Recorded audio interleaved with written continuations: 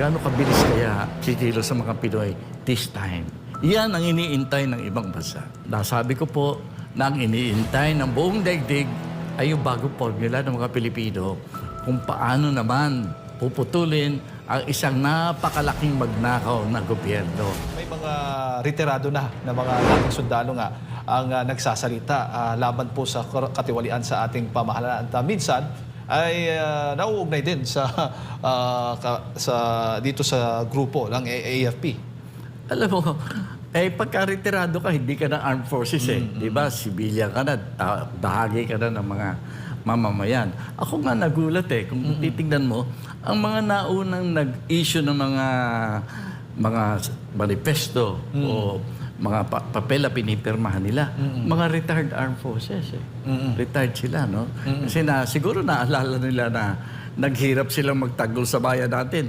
Tapos ito, ginagawa ng mga politiko, ninanakawan lang ng todo at sinisira ang plano ng magandang kinabukasan. So, nahandyan yung ating mga retired officials, no? Well, kasi yung training ng ating armed forces, medyo medyo konkreto ang mga aksyon. Kaya kung minsan, mayroon tayong mga ilang nakikita na medyo umiinit siguro ang ulo, nagtatawag na ng revolusyon, no? Normal din naman yan sa mga taong bayan, no? Kaya okay lang yan sa tingin ko, no? Ang maganda dyan, ang ating armed forces ay salute them, no? Na kalmado pa rin, no? Pinag-iisipang mabuti at ang hinihintay nila, totoo na ba ang sentimiento ng ating mga kababayan, ng ating lipunan, na talagang hinihiling na napalitan ang gobyerno sa kasalukuyan at magkaroon ng bagong panimula ng pagpapaunlad ng bayan natin. Iniintay nila yan. Kaya sa tingin ko, importante yung mga kilos protesta katulad ng November 30 at ang mga susunod pa. Kasi yan ang pagbabatayan.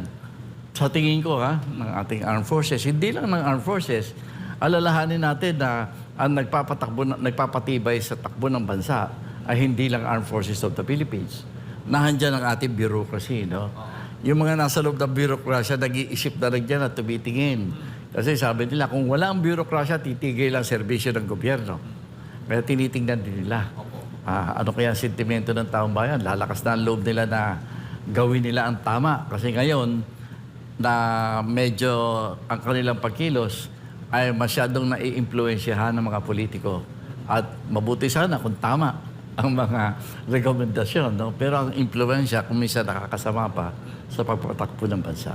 Bago ko lang ipasa kay Partner Admar, paano ba dapat ituring ng pamahalaan o ng gobyerno itong mga naging pahayag o mga pahayag po ng mga dating sundalo, mga retirado po, Secretary, laban po sa korupsyon, laban po sa ating pamahalaan. Minsan, may iba nga, sasabi, Marcos resign. Paano po dapat ituring po yun? Banta ho ba yan na ituring sa katatagan ng Estado? Alam mo, dapat maging understanding yung mga important institutions na nagmamanman dyan. Kasi tingnan natin yung tunay na sentimiento at yung mga sentimiento naman na nagpaplano lang na gamitin ang damdamin ng sambayanan para matupad yung kanilang sarili-sariling ambisyon. Opo, Secretary, magandang umaga po muli. Hi, good morning. Dito po sa nakalipas na mga araw, nagkaroon po ng palitan ng mga pahayag, no? Si Congressman Pulong, no? In reaction doon sa naging pahayag ni AFP Chief of Staff Romeo Browner, kaugnay nga doon sa Typhoon missile ng Estados Unidos na kayang umabot hanggang sa China. Pero dito muna tayo sa basics po, no? Bilang ikaw po ay naging pinuno ng Department of National Defense, nasa ilalim niyo po yung militar. Gaano kahalaga po yung karunungan ng mga, hindi lang ng mga opisyal ng DND, pati na rin sa mga opisyal ng militar, mga dapat tandaan, lalo na sa usaping diplomasya, lalo na sa panglabas na usapin, tamang komunikasyon po, tamang pagsasalita po dito, Secretary. Alam mo, hanggat maaari, hindi nagsasalita ang ating armed forces. Pero alam mo, pinag-aaralan, siniseryoso nila ang larangan ng diplomasya. Kasi sa giyera, mas importante na nanalo ka na hindi mo na ginigera yung kalaban. Ngayon, ang masasabi ko lang, ang lahat ng ating embassy, meron tinatawag na military attaché. Anong ibig sabihin yan? Nandyan yung ating armed forces in every aspects ng foreign relations kasi very important sa kanila ang nangyayari sa ibang bansa. Lalo na ang Pilipino, walang bansa kang pupuntahan na walang Pilipino sa ngayon. Nakakala tayo sa buong mundo. Very important sa ating security agencies na malaman kung ano ang nangyayari sa mga bawat bansa. Baka biglang magkagyera dyan. Paano? Kailangan may advance information tayo para mapaghandaan natin kung paano natin ililigtas yung mga kababayan natin sa different parts of the world. No? Kaya, importante na naunawaan na yung diplomasya. Pero yung sa magsasalita ka on your own, armed forces, nakikita ko kung sino-sino na talaga nagsasalita, hindi lang armed forces. No? At kung minsan, media na rin ang may, hindi naman sabing may kasalanan. Bigla kang tatanungin anong gagawin mo? Sasagot ka ba o hindi? Mahirap naman sasabihin, hindi ako pwede magsalita. Siyempre, kahit pa paano magsasalita ka. Tingin ko, kunyari, nangyari kay General Broder na nakapagsalita siya tungkol sa Typhoon missiles, medyo hindi nagandahan yung iba sa ating mga namumuno sa bansa natin. Pero sana naman, pare-pareho silang nasa gobyerno I don't think if sino ba nagsalita? Yung mayor natin, yung congressman natin from Davao. Congressman Pulong Duterte, kasi nga nabanggit na siguro naitanong dito kay General Browner kung hanggang saan naabot. Pwede rin naitanong, aabot ba yun hanggang China? Alam mo naman yung klase ng pagtatanong. Pero yun nga, nasagot niya, pero medyo hindi nagustuhan ito ni Congressman Pulong kasi ang sabi niya, bakit mo na yung, kumbaga parang pinagmamalaki mo na kayang umabot ng China, hindi mo ba naiisip yung possible retaliation ng China? Kaya ba nating saluin yung mga retaliation? Yun ang mahirap. Ang sa larangan ng depensa, mahirap yung nagpipigil ka ng ang instruments of war mo ay hindi kayang saktan yung kalaban. Alam mo naman yung kalaban ay kaya kang pulbusin Hindi ba nga? Hindi nangangahulugan sa dahilang superior yung weapon system ng kabila, ay hindi ka rin maghahanda na maunawaan mo man lamang. Kunyari yung Typhoon missiles, hindi atin yan sa Amerikano yan. At kaunti lang yan. Ngayon, kung nagkaguluhan na wala na yung mga Amerikano na iwan yung Typhoon missile, binabakbak ka, babanatan ka na ng China, hindi mo magkagamitin yun. Paano mo gagamitin kung nagtanga-tanga ka at hindi mo pinag-aralan, nahandyan na sa lugar mo, hindi mo pagka-aralan, no? At saka ako, ang tingin ko sana, si Congressman Duterte, pag tumawag kay General Browner, sasagutin niya. At kung sabihin niya, magkapit tayo, mag-usap tayo, paliwanag po sa akin, papayag yan. Dapat yun ang unang ginagawa. Huwag tayong mag-away-away dahil sa media, I'm sorry to say, no? Kung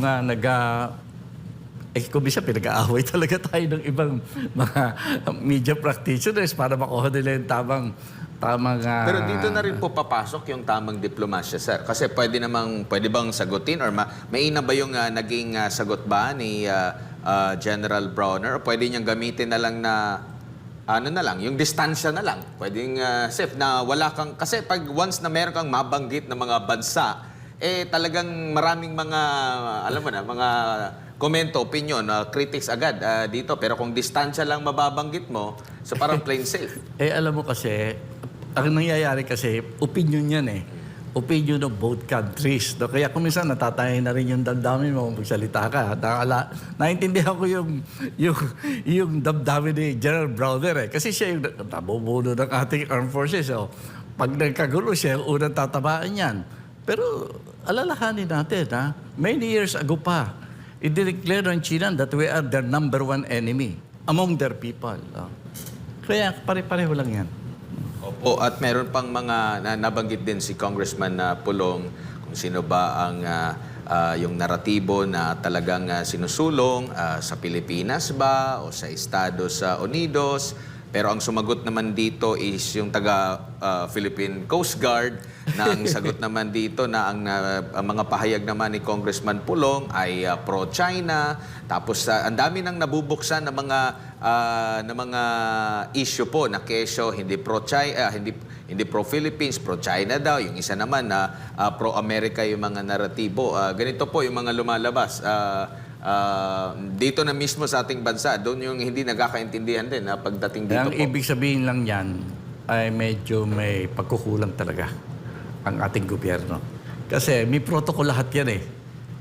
Noong panahon namin, may panahon na yung mga issue, hindi ka pwede magsalita kahit cabinet member ka na. O meron talagang tagapagsalita na sinasabi. Palagay ko, hindi nililinaw ng Malacanang, especially. Hindi siguro nililinaw ang protocol na dapat kung kailan magsasalita at ano ang sasabihin ng mga ahensya ng gobyerno. Kailangan yan ay gagawin nila. Kaya kung hindi ka magkakagulo talaga dahil talagang yung sinusunod mo, yung mga itinatanong lang sa'yo kapag nakaharap ka sa media. So, ang nagde-define tuloy ng direksyon ng pag-uusap ay yung nagtatanong, hindi yung sumasagot.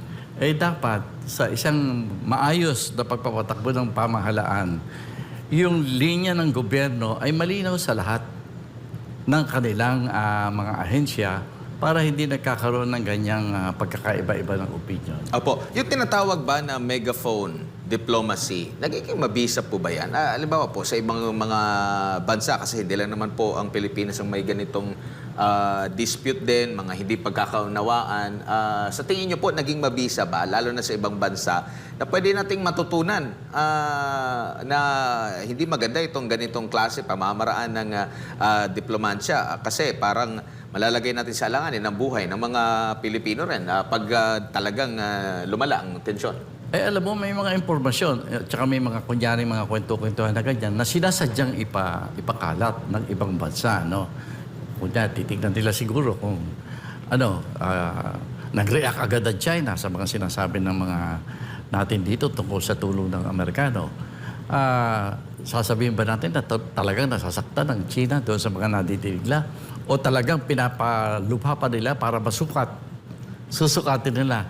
Gaano ba kaganda yung relasyon talaga ng Amerika at saka ng mga Pilipino? Sinusukat nila yan eh. Kaya tayo naman, ang maipapayo ko lang, huwag tayo pabigla-bigla. No? Pag-aralan din natin yung mga reaction ng mga, for example, ng mga taga-China, huwag nating dadamdaming masyado yan. So, sukat yan eh. Sukat ang kanilang sinasabi. At ang masasabi ko talaga, China is a very advanced country, no? At maganda talaga ang infrastructure ng kanilang governance, no? Lahat ng sinasabi ng kanilang mga ahensya ay dapat pinakikinggan nating mabuti at pinag-aaralan, no? Kasi sukat yan eh. Dito tayo, pabigla-bigla lang tayo sumusulpot eh. Ang maganda lang dyan eh, palagay ko, hanggang ngayon, hindi pa rin naiintindihan ng gustong kumalaban sa atin. Anong klase lipunan ba itong Pilipinas? Anong klaseng mga mamamayan meron sila? Paano natin i-handle ito? Palagay ko ngayon may degree of confusion kasi very confused ang pinoproject natin tungkol sa atin sa buong daigdig. Opo. And pagdating naman dito po sa ASEAN, last time po, no, bago matapos yung ASEAN, humarap si President Bongbong Marcos sa mga miyembro ng ASEAN. At the same time, nandun din si US President Donald Trump. At doon nga, binakbakan, dinikdik ang China nga. O hindi, wala siyang binanggit na na bansa, pero alam mo na kung sino yung pinatutungkulan dahil nga sa mga issue dito po sa West Philippine Sea, sa South China Sea. Kasabay naman po nito, umaasa pa rin ang Pilipinas na magkakaroon ng magandang relasyon ang Pilipinas at China pagdating naman sa trade, no? In fact, bago magtapos nagkaroon pa ng deal ang ASEAN China 3.0 para sa ekonomiya. And then at the same time, dito sa Pilipinas, aminado tayong naapektuhan yung atin pong turismo dahil ang number one natin mga turista noon is itong mga Chinese dahil nga sa issue na nabansagan pa sila mga spy once na nandito sa Pilipinas. nawala yung e-visa tapos ibinabalik. Parang sa November ata nila na ibabalik po. Ano nakikita nyo po dito, Secretary? Lalo na sa atin kasi ang gusto talaga natin is lumago yung ating ekonomiya, no? Sa paglago ng ating ekonomiya, marahil pwede nating ma-modernize ng gusto yung ating na hindi na tayo basta-basta mabuli. Dapat ang payo natin sa ating nagpapatakbo ng gobyerno, be serious at magplano kayong mabuti bago tayo maggawa ng pagkilos. Kasi yung urong-sulong ng mga desisyon nakakasira sa atin yan, no? Yun, tinanggal natin yung sinasabi mong e-visa, tapos ibabalik. Tapos, kakantsawan na naman niya ng ilan natin mga kababayan, tatagalin ulit. Hindi po pwede yung paggawa ng desisyon. Ang turismo ay talaga namang medyo hindi maganda ang image natin sa mundo sa kasalukuyan. Yan ay dapat na hindi natin itinatanggi, kundi dapat pinag-aaralan at kung ano ba ang tamang response natin. Importante ang turismo sa atin. Pero sa nangyayari sa Pilipinas, medyo kahihina ang turismo natin. Kaya ang masasabi ko sana, itong kaguluhan natin, the sooner we solve this, the better. Hindi yung, wag nating ibulgar ang ating problema. Hindi totoong hindi nakakasilip yung mga ibang bansa kung ano talaga ang nangyayari dito sa atin. Dahil katakot-takot yung mga nagre-report sa kanila dito eh. Ang gawin natin, ipakita natin na alam natin na malubha ang problema natin at alam natin na pwede natin gawa ng solusyon yan. The sooner, the better. Hindi yung itago mo. Huwag mong itago ang iyong problema. Huwag mong itago ang mga kabulukan at maduduming bagay sa lipunan. Ilantad mo yan, pero mabilis mo dapat nagagawan ng aksyon. Hindi yung itatago. Opo. Sir, sa nakikita nyo po, mas mainam po ba na sa kapitbahay tayo magsumbong at makipagtulangan? Halimbawa, dito na lang po sa Timog Silangang Asya, sa mga miyembro ng ASEAN po, nadagdagan pa nga sa pagpasok ng Timor-Leste. Kaugnay nga po dito sa pagresolba, dito po sa agawan dito po sa West Philippine Sea, South China Sea, kasi hindi lamang po China at Pilipinas yung mga claimants po dyan. Imbis na doon magpasaklolo kay Uncle Sam.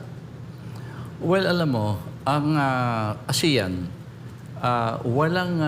wala pang pinipirmahan na military cooperation. No? Hindi tayo, wala pa tayo katulad ng sa Amerika, ay sa Europa meron silang NATO. Wala tayo niyan dito sa Pilipinas. Ang mga kasunduan natin cultural, economic, trade, mga ganyan. No? Pero yan ang forum para i-raise yung mga issue na pwedeng pagtulong-tulungan ng buong ASEAN. No? Palagay ko yun ang intensyon ng ating Pangulo na ipaliwanag ang nangyayari sa West Philippine Sea in the point of view of the Philippines. Malinaw naman yon na point of view natin dyan. No? At ipinararating natin. Pero ewan ko lang kung nireview ng ating Pangulo ang nuances na kung paano magre-react yung kanyang mga kapwa miyembro diyan sa ASEAN sa kanyang mga sinasabi. For example, sa Malaysia. Ang Malaysia ay medyo napakaingat when it comes to the issue of China. Kasi dapat iniintindi kasi ng Malaysia na meron silang kasaysayan na napakadugo ang nangyari nung nagkaroon ng racial conflict sa Malaysia kasi napakalaki ng Chinese community sa Malaysia. Kaya nag-iingat sila. At kung maaari, ay wag na munang pag-usapan publicly like that. Pwede naman pag-usapan privately. No? Pag-usapan. Ayun, isa lang yan sa mga nabanggit kung may problema sa China. May ibang bansa naman na ang laki ng utang sa China. Kaya hindi pwedeng basta-basta magsasalita yung mga yan. I don't know if our president consider those factors in Pero, making his speech. Unique lang ba itong nangyayari sa Pilipinas? O meron ding pangyayari sa kapitbahay lang natin, immediate ng kapitbahay natin, na mga ganitong klase ng sigulot. Pero sa kanila, kalmado lang sila. Parang yung Vietnam din. Actually, sinasabi pa nga sa mga report na mas marami pa nga silang parang na-occupy na mga isla kumpara sa China. Kumpara natin dito sa Pilipinas, nag-overlap na yung ating mga claims din dyan. Pero merong mga pahayag, pero parang nag-go beyond sila. Like dito sa Pilipinas talaga, dahil ba siguro, dahil may mga banyagang mga intervention, hindi lang dito sa magkakapitbahay yung nag-uusap? Ay, talagang meron in all our neighbors. Pero magandang example yung Vietnam. Tingnan mo yung Vietnam. Oras na pumasok na kaunti ang China, ginigera na nila. Ginigera na nila. Baka, pero wag naman natin gagayahin yan. You know? Dapat unawain natin ang dalawang bagay tungkol sa Vietnam at China. Number one, magkapareho sila ng ideology na sinusunod. Kaya kahit anong away, ika nga, ang tingin ng Vietnam niyan, away kapatid. No. Tayo, nanonood tayo po siya. Ang Vietnam, ang tapang, binabanatan ka agad yung China pag pumapasok. Gayahin kaya natin. Aba, ibang-iba ang magiging response ng China sa Pilipinas dyan sa gagawin natin ganyan kaysa sa kanilang response with Vietnam. Ang gusto ko lang paratingin sa atin ay mag-aral tayo ng mas malalim, no? Huwag tayo basta-basta patatangay Opo. sa mga nakikita natin, no? Kaya totoo yan, sinasabi mo tungkol sa Vietnam. Pero iba naman na kasi ang relasyon ng China at ng Vietnam. Opo. Iba relasyon natin sa Vietnam. At nakakalimutan natin na marami tayong mga kababayan din na hanggang ngayon ang binabasa ay Chinese newspapers. Hanggang ngayon, pag nagpunta ka sa lugar nila, pati nga sa pag-aasawa, kung hindi ka Chinese, hindi ka papayagan ng pamilya Chinese na mapangasawa mo yung nagustuhan mo. No? Kaya meron din tayong cultural divide dito sa Pilipinas in respect to Chinese. No? Hindi ko kino-question kung nasaan ang loyalty ng mga Chinese na nakatira sa Pilipinas. No? Pero these are realities that we really have to be sensitive about. No, tingnan din natin yan. Huwag tayong salita na salita. Sir, napag-uusapan, sabi mo nga, dapat maging sensitibo tayo.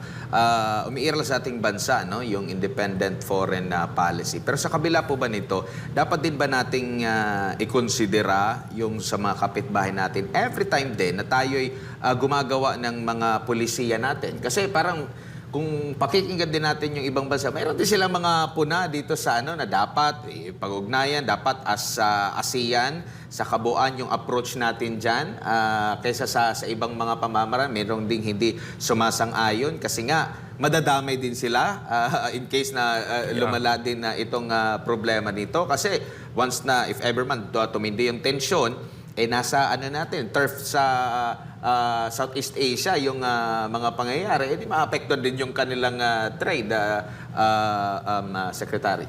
Alam mo yung tinasabi nating independent foreign policy, iba na ang parameter niyan ngayon. No?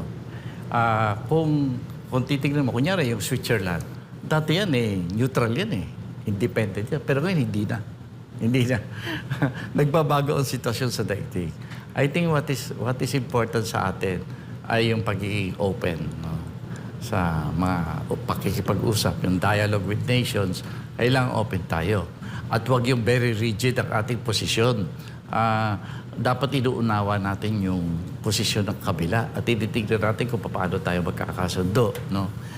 Dito sa ASEAN, siyempre, ang first move natin dapat sa Pilipinas ay uunahin nating makasama yung mga ASEAN. Kasi membro tayo dyan, kapitbahay natin mga yan. Pero as you have been seeing and saying, nagkakaroon na ng mga seryosong mga interes ang iba't ibang bansa ng ASEAN. Dapat pinag-aaralan natin mabuti yan. No? Tinitignan kung paano tayo magkakasundo-sundo throughout these coming years. Very important yan. Kaya ang masasabi ko, hindi tayo pwedeng maging tunay na independent. Kunyari, China, independent foreign policy sila, they can afford. They're rich, they're powerful. Tayo, how can we be independent? Tingnan mo yung ating pinalalagyan. Of course, in our hearts, we will always remain independent, or which I think I can simply equate na independence means na ang primary na consideration mo ay yung national interest. Opo. Huli na lamang po bago ko ulit ibalik kay partner Jade, no? Meron tayong problema sa internal. Meron din tayong problema sa external. Sa tingin nyo po, dapat na maging priority, unahin muna natin kasi paano tayo malalaban dyan sa external? Dito nga sa atin, nagkakagulo pa nga tayo. Or pwede bang ipagsabayan na kaya nating solusyonan natin yung internal, solusyonan din yung external, o merong either sa dalawa na dapat unahin, or nagiging ano rin ba itong external na mga issue na biglang sumusulpot bilang panlihis doon sa kasalukuyang problema sa internal po? Alam mo, externally, alam ng lahat kung ano nangyayari sa Pilipinas. Dapat tanggapin natin yan. Kaya wag natin itago. Wag natin, let's not pretend that we don't have a problem. Na wag tayong mag-pretend. Alam ng lahat yan eh. Kaya mauunawaan dahil lahat halos ng bansa dumaan sa ganitong klase ng sitwasyon noon o ngayon. No? Nangyayari sa bawat isang bansa yan. They will understand.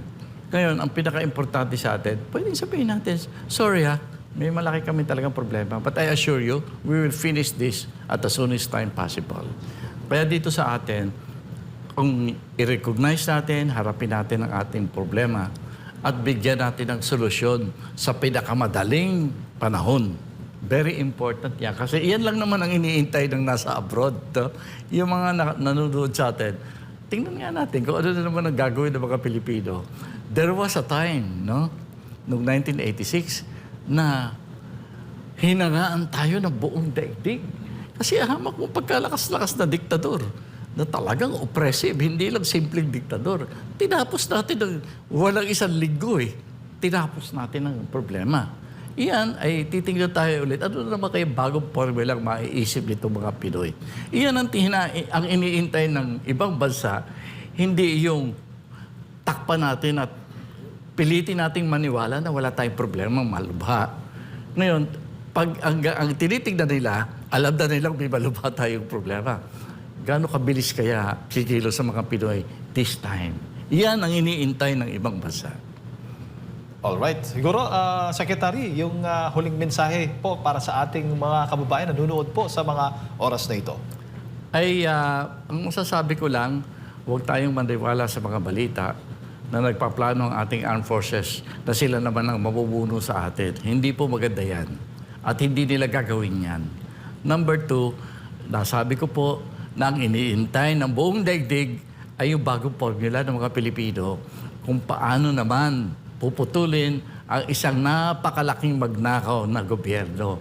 Yan ang susunod nating milagro na ipapamala sa mundo. Kaya the sooner we do our work, the better.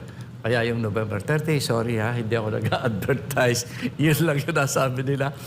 Baka magtipon-tipon tayo ulit. Inaanyayahan ko kayo.